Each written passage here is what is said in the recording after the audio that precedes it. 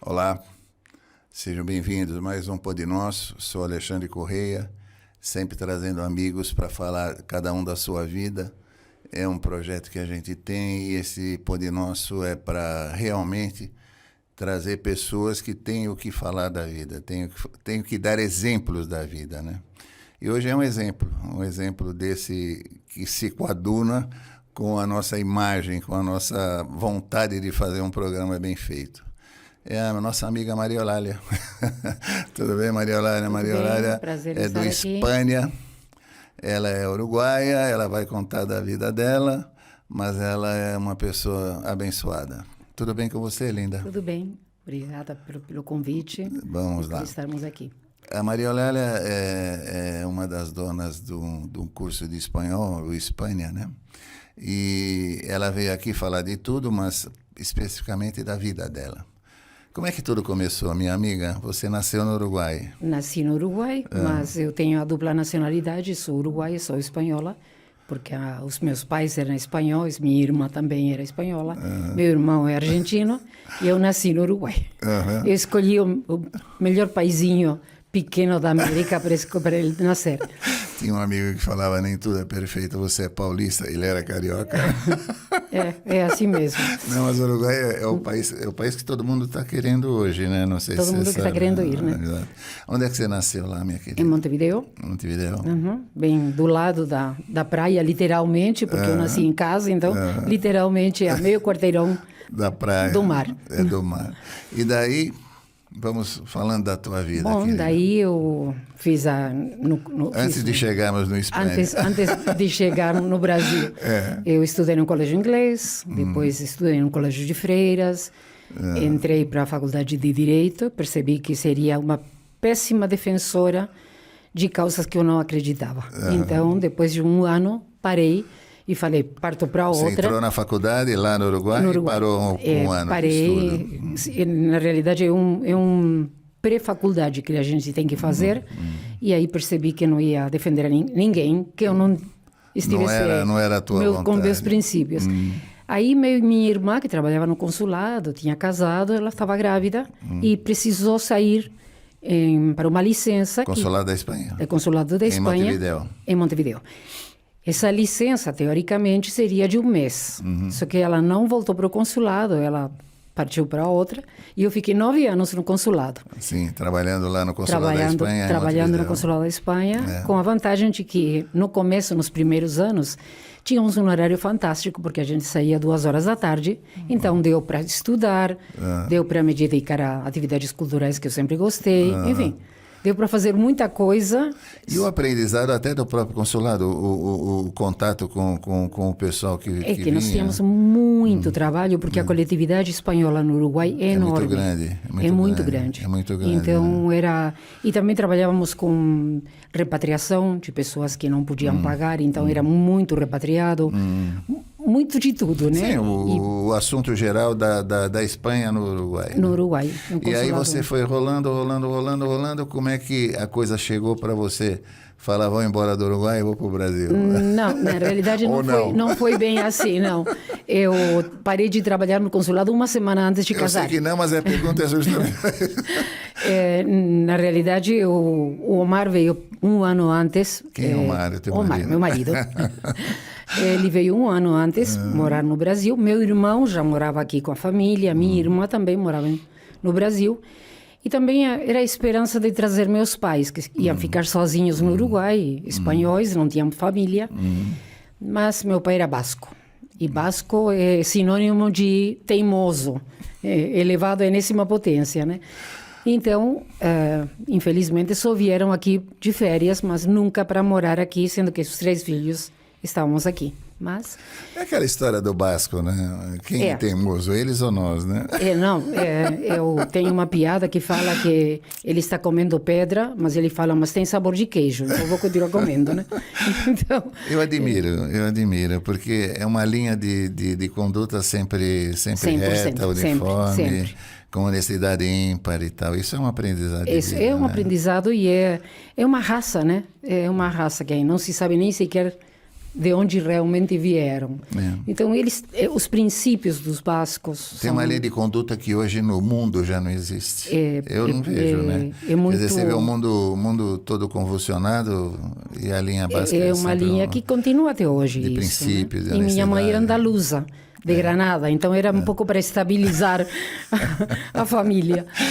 E aí vocês vieram? Aí o Omar foi... O Omar já tinha... O Omar veio um ano antes, ele voltou... Você já estava casada com ele? Não. Ele veio um ano antes, ele voltou para casarmos. Você namorava com ele lá? Namorava com ele, antes de ele vir para o Brasil. Tá. Aí falei, bom, ele vai embora, vamos ver se ele volta, né? Mas ele voltou. Para casar, voltou. Uma semana, ele não é bobo, né? Aí, acho que não deu tempo muito dele pensar também, né? Porque ficou um ano e pouco aqui no Brasil. Então, foi... Tinha que ser. Tinha que ser. Não tem muito por onde, né? Você casou lá ou aqui, Maria? Casei lá. E aí vieram? Viemos para cá, o Omar estava trabalhando aqui, né? Sim. Então, quando eu cheguei aqui, a primeira coisa que eu fiz foi ir ao consulado da Espanha, porque seria uma continuidade. 9 anos de consulado não se jogam pela janela. E conhecendo bem o trabalho, só que para entrar no consulado, você precisa... ter um espaço lá, porque ninguém sai do consulado. É porque ou foi transferido, ou porque saiu por algum motivo especial.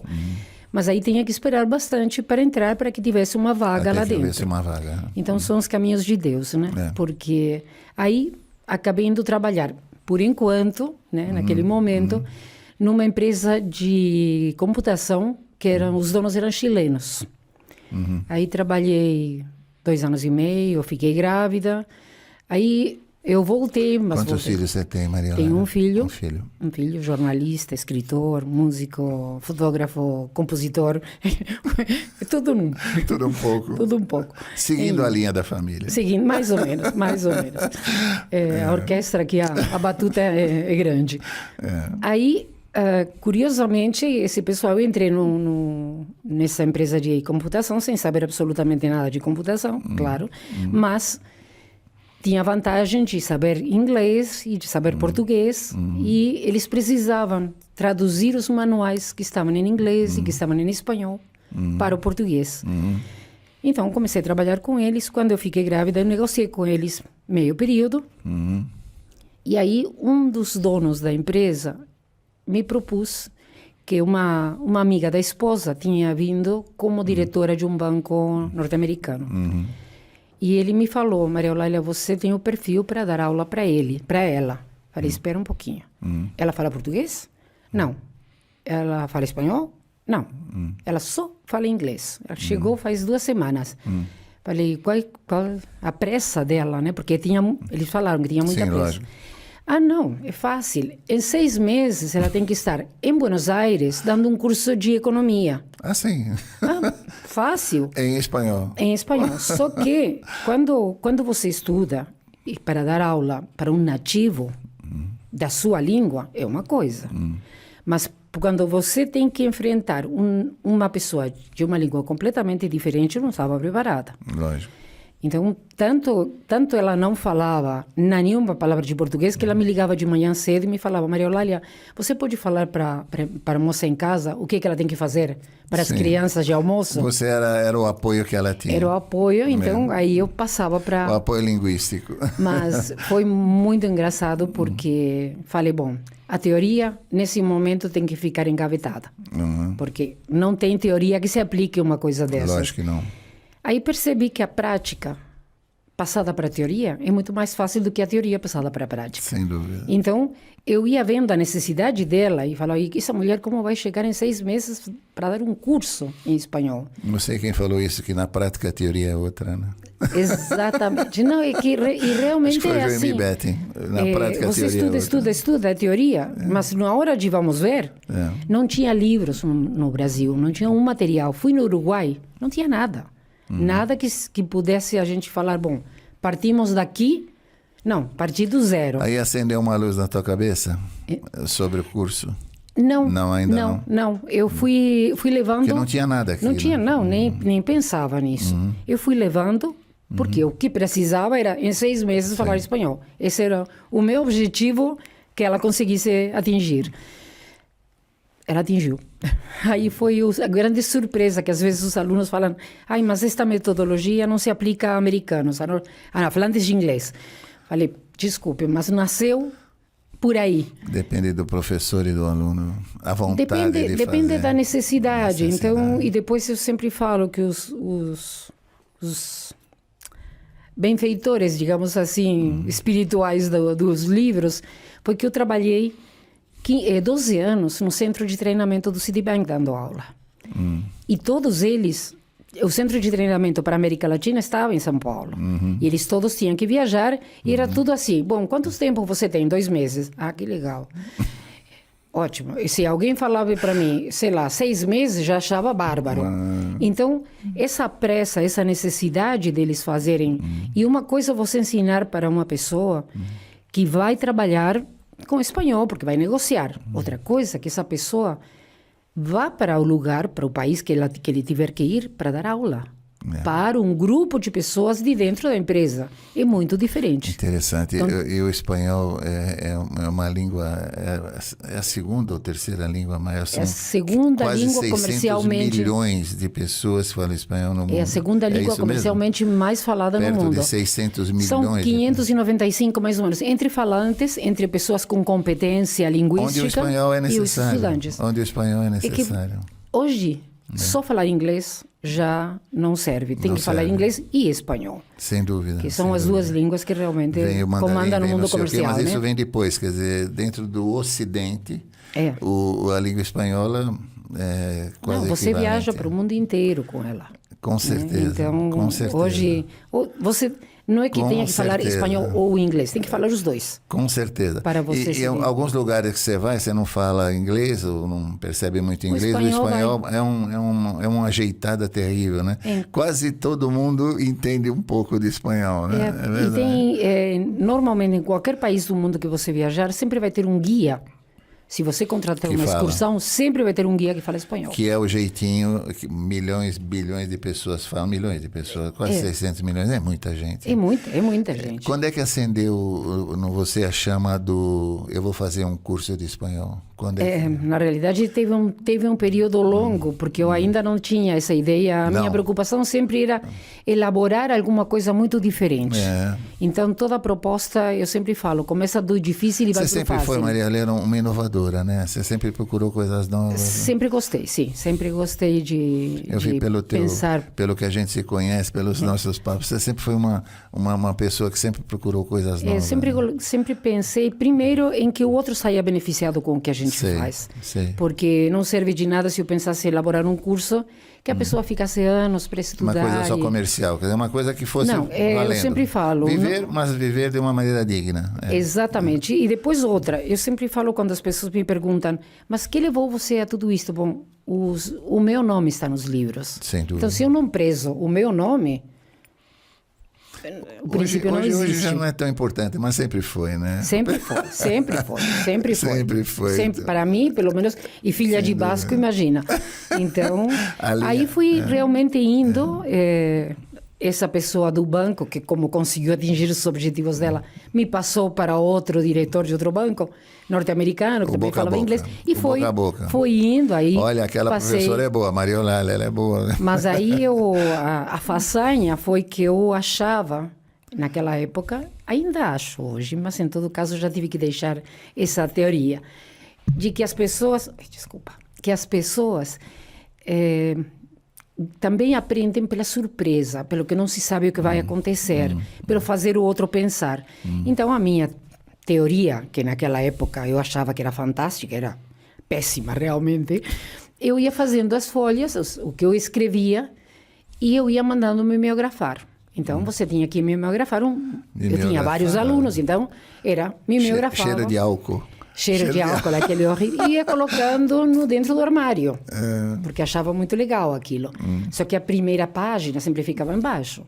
Então, quando começaram a subir as colunas no armário, sempre no domingo de noite falavam, Mar, Eu preciso das primeiras folhas lá de baixo. Tira tudo, põe tudo. Tadinha do Omar. Era, sabe, era Sim. carregador. Aí um dia eu não sabia nada, porque ele sempre falava, isso tem que virar livros, você não pode ficar assim. Não, não, não. O aluno tem que ficar... Na realidade, ele tinha essa ideia, tem que virar Ele livro. tinha ideia, só que nunca tinha falado comigo, porque cada vez que ele falava em livros, eu falava, não, eu adoro chegar com uma folha que o aluno nem imagina o que vai acontecer hoje. Eu sempre, todos os textos que eu escrevi, eu escrevo, na realidade, estão cheios de perguntas, sem respostas. Porque a resposta nunca vai ser minha. Sua resposta não vai ser igual à minha, nem igual à das outras pessoas. Então, tem que fazer com que a pessoa pense, e o saber prévio que nós temos ajuda a isso. Você começa, muitas vezes os alunos falam, nunca ninguém me falou, me perguntou isso. Bom, está na hora, né? Bom. Já cresceu, Que bom. está na hora. É bom. Sua primeira. Aí um dia o Omar, sem falar nada comigo, pegou 2 cópias de cada, levou para o cartório, mandou para a Biblioteca Nacional do Rio, por causa dos direitos autorais. Eu fiquei tão brava esse dia, mas tão brava. Eu não quero o livro. Mas depois pensei, eu vou continuar fazendo isso, eu vou começar a colocar as folhas na cozinha, em qualquer lugar, na garagem. Porque não dava. Não dava mais. Chega uma hora que... Mas foi uma coisa muito boa isso, porque nós aí começamos a pensar que valia a pena. Realmente já dava muitas aulas. Você sabe que tem essa tua teoria, né? De fazer o camarada pensar. E eu estou lembrando de um sucesso extraordinário de cinema seriado. Tem um produtor americano chamado Dick Wolf, né? Que ele falou, qual é o segredo do sucesso dos seus seriados? Ele falou, eu quero sempre um camarada que escreva um roteiro em que obrigue o telespectador a pensar. Claro. É o teu pensamento, quer dizer, não é uma coisa pronta. Ele faz uma história de maneira que o fulano que está assistindo ao teórico filme dele Sim. tem que pensar, quer dizer, ele interage com o mesmo sendo um negócio stand, né? Claro. Quer dizer, é o teu pensamento. É que eu acho que se você dá tudo pronto, a pessoa realmente não serve. Língua, muito cômodo, né? Não, que aprender uma língua Anima, não né? é só aprender Anima. gramática, exercícios e prática. Anima. A língua é um todo. A idiosincrasia dos povos hispanos é bem diferente se relacionamos com o Brasil. Temos diferenças enormes. Parece que não, mas temos. Uma outra coisa, Maria Eulália, como é que você chegou a ter esses livros? Quer dizer, como é que você fez? Como é que você montou? Porque parece tudo pronto, é uma coisa simples, né? Entendeu? Mas para fazer, como é que fez? Bom, como é que você bolou isso? Como é que você muitas fez? noites sem dormir. Os meus 10 Que funcionários... parece tudo fácil, né? Os meus 10 funcionários Caiu aqui... do céu, não. Na máquina de escrever. Não era computador, era máquina de escrever. Não então... tinha copia e cola, né? Não, aqueles papeizinhos branquinhos que quando você errava a letra, se você errava ou pulava alguma coisa assim, Pronto, tinha que fazer estragou tudo de tudo. novo. Então foram anos de sacrifício grande. Realmente, e às vezes eu fazia alguma coisa que eu achava, não, isso para o aluno não faz nenhum sentido. Rasgava literalmente e começava de novo. Então isso foi bom, porque eu mantive... Você fazia os livros para o estudo, quer dizer, isso era só a tua escola ou você começou a fazer franchise da escola? Não. Nós primeiro abrimos a escola. Certo. E eram só nossos. Só você. O Mar e eu, que somos os sócios. Agora é meu filho também, sócio da escola. Nós vendíamos só para os nossos alunos. Sim. Depois fizemos uma parceria com uma escola de Curitiba, uma escola de espanhol de Curitiba. Trabalhamos lá 6 anos. Foi legal, mas chegou uma hora que a gente desistiu. Não foi uma experiência muito boa? Não foi. Foi boa enquanto durou e achamos que já estava bem. E depois fizemos uma experiência também muito boa em Salvador, numa escola de espanhol, que é uma, na realidade é uma instituição, não é uma escola, Sim. que ensina danças típicas, comida, enfim. Aí nós vendemos os livros para eles, mas os livros da metodologia mesmo, não vende por causa de que precisaria de um treinamento do professor. Nenhum professor consegue dar aula com esses livros se não tiver uma capacitação prévia. Certo. Porque tem coisas que não dá para entender. Porque isso você fez pensando num professor. E esse professor não existe hoje. precisaria estar capacitado Se para não dar aula que... Se não estiver capacitado, não tem jeito. Não Então, vai. todos os nossos professores passam por uma capacitação e o mais bonito disso é que eles vestem a camiseta. É bom. Porque eles acham, Maria Eulália, esse método é terapêutico, esse método faz bem. Ou seja, por quê? Porque simplesmente a língua não é só o ensino da língua. Faz a pessoa motivação. se questionar. A motivação. E a base de tudo isso, na realidade, você não vai acreditar como foi. Quando eu estava elaborando as primeiras folhas, um dia meu filho tinha 3 anos e falou para mim, mamãe, não quero comer manzana. Olhou para a moça que trabalhava em casa e falou, fulana de tal, eu não quero comer maçã, viu? Aí eu olhei para ele e falei, como com 3 anos ele faz essa mudança de um Sim. idioma para outro? É. Aí eu percebi que essa era a chave. Sim. Como uma criança aprende a falar. Você, quando suas filhas eram pequenas, você não falava, filha, mamadeira quente, não mexe. Não, você falava, não mexe aí, porque você vai... Naturalmente. Naturalmente. Então, é assim como uma criança aprende. É assim como um adulto aprende. Pessoas que em casa falam italiano, português, falam espanhol, português, As falam suas inglês. netos não falam... Os dois, que é justamente esse tipo de papo Exato. que tem. Então, aí começou um pouco a... Eu comecei a bolar uma ideia um pouco mais arrojada. Moderna, para a época. Eu acho que até hoje. Eu fiz todos os livros com a gramática comparada entre português e espanhol. Coitada de você, Maria Helena. Quantas noites em claro. Muitas. Não, e não só as noites. 35 anos que a escola fez esse ano. Quantas crises brasileiras nós tivemos? Sim. Sabe? Comercialmente falando, a Nossa Senhora não era um país certo para você trabalhar. Não é um país certo para trabalhar. Deus quis Mas é que a gente. vida. Deus quis nos colocar aqui. Então a gente, nesses 35 anos, nós somos um bambu, sabe? Como é que é, Maria Helena? É o que temos para hoje. Exato. Então Não tem que lutar. E mas online? Tem uma vivência online, né? Muito grande. Tem. Muito grande. Então as pessoas pensam Porque imagino isso. Veio na cabeça, por exemplo, Covid, não sei o quê. O contato das pessoas, não, um aluno online. Teria sido o fim se a gente não tivesse o curso online antes. Certo. Eu comecei a elaborar o curso online em 2012. Aí, antes da coisa. Muito antes. Aí me levou 4 anos elaborar o online. Sim, mas precisou fazer, né? Estudar, ver. Né? E entender um pouco por onde. Até que eu falei, bom, o melhor é traduzir tudo isto do presencial para o online. Certo. Mas foi longo. São 64 mil arquivos que eu tenho na plataforma hoje. Então, em 2016 que nós lançamos, quando começou o curso online, quando começou a pandemia, nós, em uma semana, colocamos todos os alunos do presencial para o online. Colocamos os computadores na casa das secretárias, na nossa casa, e comandávamos por aí tudo. Tem um professor também online? Sempre. Sempre tem. Eu não acredito que o curso seja tão eficiente se for somente aula gravada. Nós não temos nenhuma aula gravada. Só professor. São todas online mesmo, né? Todas online mesmo, já está dizendo o nome. Né? Uma vez um aluno falou para mim, Maria Eulália, você tem que dar um jeito, tem que mudar esse curso. Eu gelei. Falei, bom, o que aconteceu? É que eu não sinto o perfume que a professora usa. Já vamos chegar um dia lá. Já chegamos. Calma. Né? Um dia a tecnologia chega. Talvez chegue mesmo. Aí, no meio disso também, eu desenvolvi um livro de gramática, que é uma gramática condensada, toda comparada português com espanhol.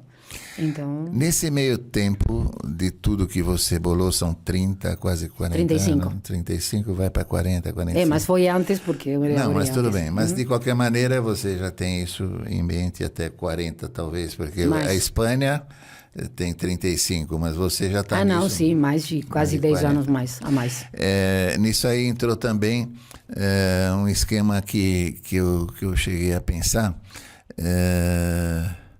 Peraí, Maria, por que você não falava espanhol e de repente começou a falar português? Onde é que você aprendeu? Porque teve um curso ou alguma coisa, alguém que porque você veio para o Brasil, né? Se eu não você tivesse... ensinava espanhol. E o português, Olha, quem te ensinou? A gente fala, né? Deus escreve reto por linhas bem tortas. Eu estou perguntando porque eles vão querer saber. Sim, claro. Ela fala português correntemente. Não, inclusive porque fazer uma gramática condensada e comparada não seria fácil se eu não soubesse português. Né? O sotaque fica como Aonde charme. Foi? Não, isso é charminho. Eu estudei português no Uruguai. Fiz o curso completo, 3 anos e meio, mas você promete não dar risada se eu contar para você por que estudei português, Eu né? dou risada sempre. E foi assim, eu estudei violão clássico durante muitos anos. Essa eu não sabia. Mas... A partir de domingo, você já vai tocar violão lá na Igreja São José? Faz 40 anos que eu não pego um violão. Não, no meio disso, abrimos um parênteses. Está convocada. Você sabe que a minha professora de violão nunca tocou violão na vida dela. Nossa. E faltava nos 4 dedos a mão esquerda. Autodidata? Não. Ela era uma violonista, um concertista. E na Alemanha, ela e as irmãs, inclusive a irmã dela foi professora do meu irmão de violão, tiveram um acidente de carro. Nossa Senhora. E ela conseguiu me ensinar. Eu sabia música, né? Então, não importava que nunca tivesse pego um violão. O teu filho é músico também, né? O teu filho também é músico? Também, ele é compositor, regente, tudo tem direito aí. Conta essa história lá. Então, foi o boom da Bossa Nova. E eu tentava, mas aquela batida da Bossa Nova não saía. Eu ficava mais para o clássico do que para a Bossa Nova, ou para o folclore. Eu falei, gente, alguém deve ensinar a tocar Bossa Nova no Brasil, no Uruguai. Aí, cheguei no Instituto Uruguaio Brasileiro, que era onde se ensinava português. Aí eu estou feliz porque encontrei o professor, ou a professora que iria me ensinar a batida da Bossa Nova. E aí veio a surpresa. Você não vai poder ter aula se você não fizer o curso de português. Ah, sim? Aí eu falei, para que eu vou usar o português? Aí pensei, meu irmão já morava aqui, os meus sobrinhos eram pequenos, e a gente sempre visitava eles, para alguma coisa vai servir. Olha como Deus escreve reto por linhas tortas. Eu acredito nisso. É incrível. Quem ia falar para mim que depois ia acabar escrevendo uma gramática comparada, um curso... E no curso online fui um pouco mais longe. A gramática está comparada entre espanhol, português e inglês. Porque nós temos muitos alunos que falam inglês. Você fala inglês também fluentemente, tanto é que você atendia aquela aluna. A outra coisa que você sempre fez também, além de falar inglês fluentemente, tudo isso te serviu de escola, escola de vida, né? Você teve uma época que você fez até procurou fazer uma revista, chamada Hispânia também. Fizemos uma revista cultural latino-americana, eu vi de uma qualidade... Eu vi algumas que você teve, eu fiquei muito prazeroso de ter essa revista em casa, porque é diferente e é uma coisa cultural. A gente percebe que tem um lado cultural ali. O grande problema... Não é comercial só.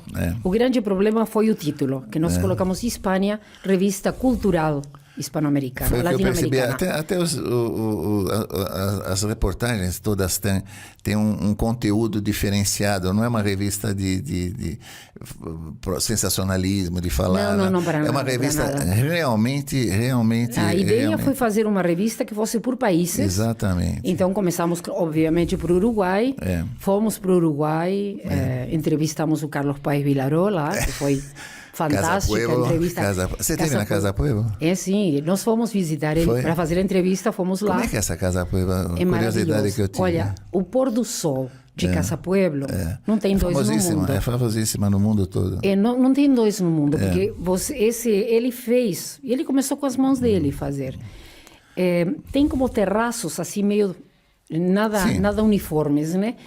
E longe, acho que propositalmente nada uniforme. Ele foi, e ele foi crescendo, até que hoje é um hotel, né? Que foi crescendo de uma maneira incrível. Comercialmente está sendo explorado essa Casa Pueblo. Deve ser maravilhoso lá, É né? fantástico. Inclusive, e outras pessoas que você também conheceu, que eu vi na revista. é um parceiro do Piazzolla. Essa foi quando fizemos a revista da Argentina, que também foi fantástico. Eu fiquei com raiva de você. Sabe por quê? Porque eu adoro Piazzolla. Quem não adora Piazzolla? Eu também. E conhecer a pessoa que fazia muitas letras das músicas do Piazzolla. Deve ser um crânio, né? Deve ser um crânio, um sujeito extraordinário. Ele é uma pessoa, assim, até surreal. Diferenciada. Né? Muito diferenciada. Ele nos foi bom conhecer, foi um aprendizado de vida? Foi fantástico. A entrevista com ele foi fantástica. Nos recebeu com um cravo na lapela. Gravata borboleta e polaina. E polainas. Não se chama bom. Esses já vai ser divertido por aqui, né? E meu filho estava justamente já na faculdade de jornalismo na USP. Então foi prato cheio, porque a gente foi para fazer uma entrevista de uns 45 minutos e ficamos quase 3 horas falando com ele. Depois o problema foi editar essa entrevista, porque não queríamos perder nada, né? Deve ser uma pessoa muito agradável, muito culta, talvez. Muito culta, muito interessante na hora de falar, sabe? Uma pessoa que passa uma série de informações. O que ele passa nas letras, passa... Né? Passa exatamente pessoalmente. E outra coisa que eu vi também, você teve sorte. Armendáriz também. Armendáriz, Pedro Armendáriz, no México. O que passou ele? Curiosidade. É que nós temos família que mora no México. As irmãs da minha mãe foram para o México. E meus pais vieram para cá, para Uruguai, para Argentina primeiro. E tinha uma pessoa na família que falava: eu conheço o Pedro Armendáriz, seria o filho, né? Seria muito legal vocês entrevistarem ele. Se vocês conseguirem a entrevista, estamos dentro, né? Aí inclusive ele fez uma ponta numa dos filmes do Zorro, que Antônio Bandeiras trabalha. Ele fazia de prefeito, não sei o quê. Foi bem divertido. Esse foi uma reportagem divertida para nós. Curiosa. Né? E curiosa, diferente. Mas eu acho que a que mais marcou de todas foi a entrevista com Quino. Com quem? Quino. Ah, sim.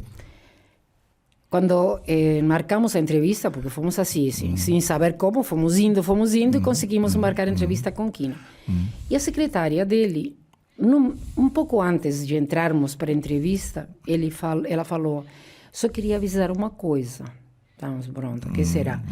O Quino não fala. Falei: desculpa? Como que o Quino não fala? Falei: uma pessoa que com essa genialidade, como que não fala? Não, ele é meio monossilábico. Sim, não. Aí falamos: bom, vamos ver o que dá. Vamos ver o que dá. Então, foi uma entrevista que ficou legal, mas era assim, nós fazíamos uma pergunta de 4 linhas e respondia em meia. Mas é incrível, como um gênio, uma pessoa com tanta genialidade para escrever, tem tanta dificuldade para falar.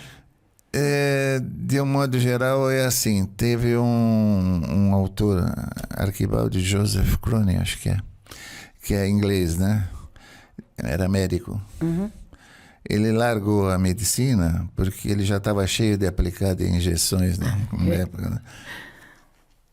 A cabeça dele era outra, quer dizer, médico. Quer dizer, então, são gênios que realmente têm uma ideia diferenciada, né? E que têm a coragem, eu acho, de fazer o que gostam. Aí ele falou para nós... E às vezes nós fazemos o que não é muito o que a gente quer, mas vai sendo levado. Como a gente falou, é o que temos para hoje e vamos nos adaptando. Né? Mas ele falou para nós: a Mafalda cresceu também. Então, claro, a Mafalda foi crescendo junto com ele, né? Mas a Mafalda se manteve sempre... Mas cresceu por ele. Na mão dele, a Mafalda e os amigos. O que você tem de Espanha de novidade para deixar para o pessoal? Tem alguma novidade que vem em frente aí, o curso, alguma coisa? Olha, parece que tem uma pessoa de livro que você tem alguma coisa parecida. De? Livros. Não, o livro de gramática já está na 14ª edição. Não tem os novidade. Livros nossos não se vendem. Tem alguma novidade? A novidade é que nós, em princípio, nós íamos fazer... Para a turma que vai ver esse programa. Íamos fazer franquia. Aí nós até fomos numa feira de franquia e bastou a primeira pessoa que veio conversar conosco. Adorei a proposta de vocês, mas eu estou na dúvida entre fazer uma franquia da Espanha ou uma franquia de uma máquina de batata frita. Falei: não duvide. Vá que a máquina de batata frita vai ser excelente negócio. Pelo menos você come. Aí falamos É a tua com o Omar. cabeça. Perfeito. Aí falamos com o Omar. Está na hora de encerrar, nem começamos e encerramos. Porque, não é a nossa proposta. Maravilhoso, maravilhoso. Ou seja, a ideia é talvez fazer o caminho, uma coisa... Deus te deu o caminho, esquece. Os caminhos. Agora surgiu uma pessoa abençoada por Deus que fez uma espécie de parceria que nós temos com ela e abrimos uma unidade na Zona Leste, no Anália Franco. Assim? Começou Essa ano passado. tua futura sócia, vamos dizer assim, não? Não, ela é independente, só que nós damos todo o Você apoio. Você está dando logo para ela, Espanha e tal. E está dando toda a cobertura e o apoio para ela os livros desenvolver o trabalho sempre dela com o lá. apoio. Você tem um endereço lá? Não. A Rua Abel Ferreira, quase em frente do shopping... Anália Franco. E nós estamos quase em frente do shopping Iguatemi. É, Amazônia. Nós estamos aqui, que eu sei, o Espanha está na Faria Lima 2631. Sim, está em frente ao Clube Pinheiros. Em frente ao Clube Pinheiros. Se alguém precisar de alguma coisa, vai até a Faria Lima 2631. Sim, ou entra no site, tem todas as informações, hispanialinguas.com.br. Sem problema. Tem todas as informações lá. Ter a sorte de encontrar você. Aí pelo menos eu acho, um prazer para alguma coisa a mais que você queria colocar, Maria Eulália? Que faltou nesse papo? Faltou muita coisa, mas o que você pudesse ser dinâmica como você sempre é, né? Eu acho que seria dar o teu recado. Deixar um recado, se for o caso, seria persevere, seja resiliente sempre, porque sem resiliência... Você é um exemplo disso. Sem resiliência não tem como. Você é um exemplo disso. E tenha muita fé. Que sempre falo, que como fala o Dom Oswaldo, né? Só por Deus. Dom Oswaldo é uma pessoa abençoada. Né? É uma pessoa muito iluminada. Eu gosto muito dele, como você também. E ele falou, e sempre fala, né? Só por Deus. Então, só por Deus. Tudo isso que nós construímos é só por Deus mesmo. Então, eu creio assim. O Omar é uma figura que te ajuda também. O Omar, claro, o Omar é economista, né? Então, ele que eu, ele na longe parte dele, dessa você área. na tua. Cada um... O teu filho agora? Meu filho, na realidade, está como sócio, mas ele trabalha... tem a parte dele, tem claro, muita coisa. Não, ele é jornalista, tem que viajar muito, escreve, tem 20 livros escritos. Então... É isso aí. Maria Eulália, foi muito bom te trazer, foi muito bom fazermos esse papo, foi descontraído, nós falamos o que queríamos, foi muito gostoso. Foi um prazer. Eu queria, se você me permite, dar um recadinho aqui antes de fechar. Por favor. Que é o lá de Barretos, tem aquele Hospital do Câncer de Barretos, né? Sim, que é fantástico. Que vão fazer agora a TJ Tereza Junqueira, que também é conhecida tua, está também ajudando nesse sentido e pediu que a gente desse um alôzinho, que a Patrícia é uma mulher que trabalha lá no Hospital do Câncer, mas também se cura no Hospital do Câncer. Olha que legal. É uma pessoa maravilhosa, eu quero ver se consigo trazê-la também, porque ela me pareceu ser uma figura extraordinária. Tem o problema e ajuda. Ótimo. O telefone dela é 17, o código, né? 997-260757. Vou repetir, 017-997-260757. É a Patrícia. É uma festa, um baile. Olha que legal, um baile no hospital. Para o hospital. Claro. 11 de novembro, às 20 horas, lá em Novo Horizonte, que é do ladinho lá. A TJ vai estar participando, a Patrícia é a que cuida disso. Se vocês puderem ligar ou de alguma maneira entrar em contato com ela, porque tudo que vocês fizerem, ou donativos, ou alguma coisa que puder ser feita, ela vai agradecer. Muito bom, boa iniciativa. Sem dúvida nenhuma, né? Porque Barretos é uma coisa honesta, correta e boa. É uma referência, Se né? todos fossem iguais a você. Exato. Agradeço muito. Maria Eulália foi uma figura exemplar. Adorei falar com ela.